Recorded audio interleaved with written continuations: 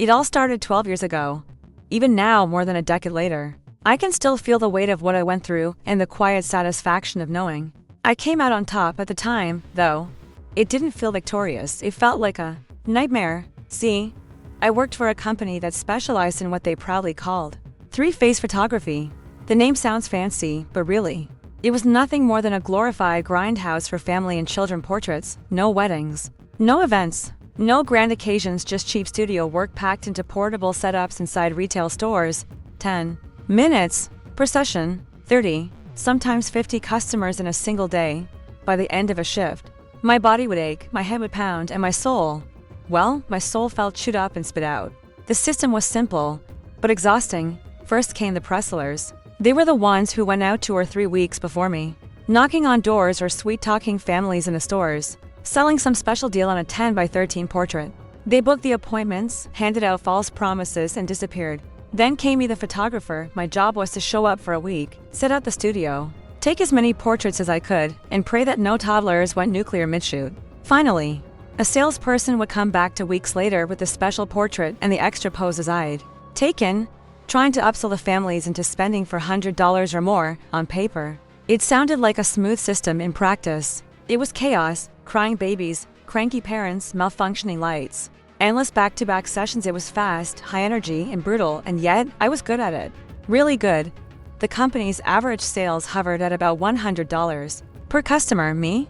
I averaged around $175 per customer, and I handled more clients than most other photographers ever dreamed of. I was making them serious money. And how did they treat me? Like garbage every single day. Raises were withheld, bonuses were taken away. Every week my boss and I clashed. To them, numbers mattered more than quality. Shooting 50 rush sessions at $100 each was better in their eyes than shooting 35 at $150 each, even though the profit margins were exactly the same.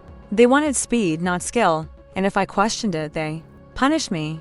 I knew I was carrying more weight than half their staff combined, but all I got in return was disrespect. And then came the jerk. The jerk wasn't just another coworker. He was a nightmare press-seller that ruined everything he touched. This guy would book appointments from 9 in the morning to 8:30 at night, even though our studio hours were 10 to 7. He lied to customers, lied to store managers, and invented new lies just to keep his quota high. Want to bring your dog? No problem. Got 15 family members? Sure. Bring 5 changes of clothes. Need makeup done? He promised that too, even though I barely managed to do my own hair, let alone anyone else's face. He once told people they'd get a free toaster with their photo session. A toaster? Who even thinks of that? And it didn't stop there. He would triple book, sometimes quadruple book appointments, and when he ran out of those, he sold open slots. He told people, just come anytime, my photographer will work you in. My photographer, as if I were some disposable servant, waiting on his chaos. But the worst of it? He waived the sitting fees. That $8 mandatory fee. The company made me collect it, and every single time I didn't, it came out of my paycheck. I can still feel the heat rising in my chest just thinking about it. I told my boss, point blank, if they ever put me behind the jerk again, I would quit. Period, no exceptions. And guess what? They lied to me. They put me behind him anyway. The day I walked into that store, I knew it was going to be bad. My gut screamed at me, but I still hoped just maybe it wouldn't be the jerk's mess again. I set up the lights, arranged the backdrops, prepped my camera, and then I saw it. The appointment book, page after page, filled to the margins. In his sloppy handwriting, appointments from 9 to 8:30. Overlaps everywhere. Triple bookings. Dogs, babies, massive families, you name it, he promised it all. My heart sank straight into my shoes. I told myself, okay, breathe. Maybe half of them won't show. Maybe it won't be as bad as it looks. I was wrong. They showed up. All of them by 10 in the morning. I had 3 families in the waiting area. 1 in front of my camera and 2 more marching in with strollers, diaper bags, and pets in tow. The air was chaos. Kids were crying. Parents were arguing. Dogs were barking. And I was drowning. And it never stopped. By lunchtime, I was already behind by hours. By evening, I was so buried I couldn't even see straight. Then came the final straw. A family stormed in with their free toaster coupon, something the jerk had promised them. When I explained that no such offer existed, they screamed at me in front of everyone. You people are liars. He said we get one. The store manager overheard, furious, and demanded answers. I tried to explain it was the press-seller's fault, but it didn't matter. To the customers, I was the face of the company. To the manager, I was a problem. By the time I dragged myself home that night, I was broken.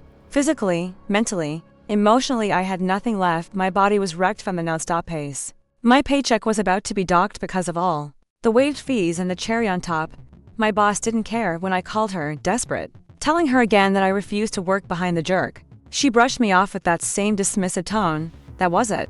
That was the moment I snapped. I wasn't just an overworked photographer anymore. I was done being their punching bag. I had given them my skills, my effort, my time. And all I got in return was disrespect and abuse. If they wanted to treat me like garbage, fine. But they were about to learn what it felt like when the garbage fought back. And that's when I started planning my revenge. Revenge doesn't come in a lightning strike. It brews, it festers, it sharpens itself in the silence of long nights when you replay every insult, every humiliation, every exhausted day that broke you, and mine had been brewing for months. That night, when I lay in bed staring at the ceiling, I realized I already had the perfect weapon in my hands. Not a gun, not a knife, something far more dangerous than a business built on deception, information. See, what the jerk and my spineless boss had never understood was that I wasn't just a photographer. I was meticulous, organized. Every client, whoever came through that door, left a trail: names, dates, times, purchases, complaints. Over the years, I had quietly built a database of my own, not because I wanted revenge back then, but because I couldn't stand the chaos they left behind. When a client came back 6 months later and wanted reprints or had an issue with an old order, I had the record, my little black book of everything they thought they could get away with. That database became my holy grail. But just having the information wasn't enough. No, revenge needed style. It needed theater. It needed to burn so bright that no one would ever forget.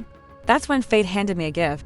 A close friend of mine, someone who ran a small but scrappy video production company, called me one evening. He was swamped, understaffed, and drowning in projects. "I need someone sharp," he said.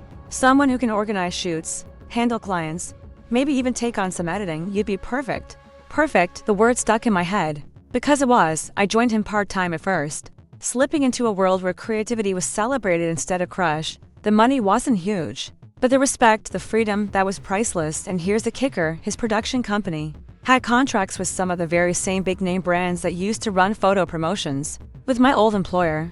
Pepsi, Coca-Cola, Surf Excel, names that could crush a small franchise if they pulled their deals. Do you see where this is going? With my insider knowledge, my database, and my friends' connections, I realized I could do more than just escape.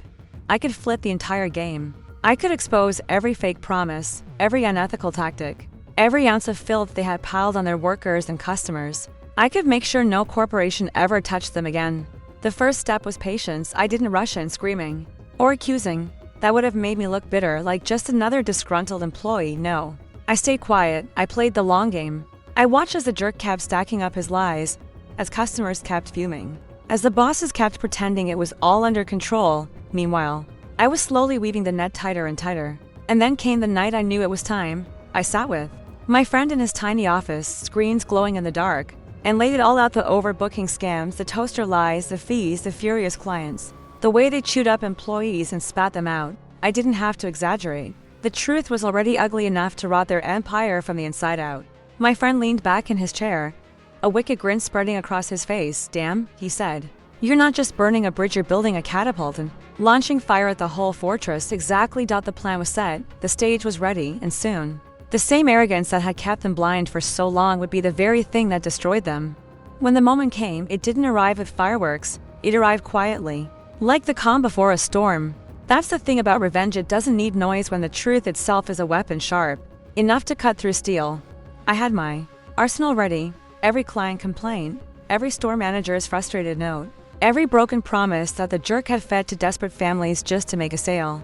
It was all organized, dated, time-stamped, airtight. And my friend's production company, they gave me the perfect megaphone. Corporations don't listen to whispers, but they pay attention when those whispers turn into polished presentations with data, photos, and video testimonials. The first domino fell with a single email. Not to my ex-boss, not to the jerk, no. That would have been too easy. I went higher, straight to the corporate brands that fuel their business. If there's one thing Pepsi or Coca-Cola hates more than bad sales, it's bad publicity. I didn't send accusations, I sent proof, detailed, professional. Impossible to ignore proof. Families who'd been lied to, customers charged hidden fees, appointments stacked so tightly that people walked out furious, stores flooded with complaints, all tied directly to the company's name. The silence that followed was deafening. For A week, nothing happened. I thought maybe I'd overplayed my hand. Maybe the giants didn't care about a few small-town families and a crooked pre-seller. But then the phone call started. Not to me, oh no. I stayed in the shadows, but to the stores, to the regional managers, to the people who still thought they had power. One by one, the contracts began to crack. The company was bleeding money, and the executives at the top were scrambling to figure out why. Meanwhile, I was busy setting the trap tighter. Remember that storage unit? The one they'd let rot for months because my boss was too lazy to collect the equipment? By the time they realized what had happened, it was too late. I had the studio, the cameras, the props, everything, legally mine, and with it, I launched my own shoots. Not some half-baked scam like there's real, clean, honest sessions. Families could see their pictures on screen the same day, no hidden fees, no lies, no jerk. Words spread fast. Parents talked, schools noticed. Stores that had once been chained to the company now had a better option, and that option was me. And then, as if fate wanted to sweeten the deal, my old nemesis himself walked into the picture. The jerk. Rumor was he lost half his commissions and was begging for shifts wherever he could find them. He even tried to sneak into one of my shoots, pitching his slimy sales tricks to one of my new photographers. She laughed in his face and told me later, her voice dripping with amusement, he actually asked if he'd hire him. I couldn't help but smile at the irony. The man who once thought he could bury me under mountains of overbooked appointments was now digging through the rubble of his own making, desperate for a lifeline. But I wasn't in the business of charity. Instead, I doubled down. More stores, more schools, more clients. Within months, I had a small army of photographers under my wing, all trained to do the opposite of what the company taught us. Where they pushed speed, I taught precision. Where they pushed lies, I pushed trust. And the results spoke louder than any advertisement ever could. By the end of the year, the writing was on the wall. The company was shrinking, retreating, gasping for air while I was expanding faster than I'd ever dreamed.